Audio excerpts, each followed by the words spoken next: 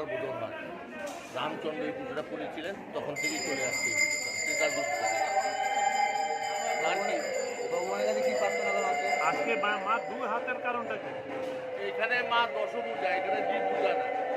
এইটা মহারানী সুরক্ষা দেবী মায়ের এই রূপ দেখে, দশভূজা রূপ দেখে ভয় পেয়ে গেছিলেন। তখন থেকে মা সপ্তাহের হলো যে এখন থেকে সামনে দ্বিপূজা করবে, পেছনে অষ্টপূজা থাকবে। তখন থেকেই চলে আসছে সামনে দ্বিপূজা, পেছনের রূপটা এই তো অষ্টপূজা। অষ্টমী কালকে কয়টা থেকে?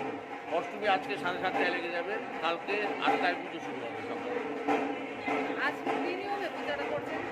এখানে এইখানে দেবী পুরাণ মতো হয়, এখানে তান্ত্রিক বৈদিক মেলানো পূজা। এখানে শুধু বৈদিক পুজো না, এখানে তান্ত্রিক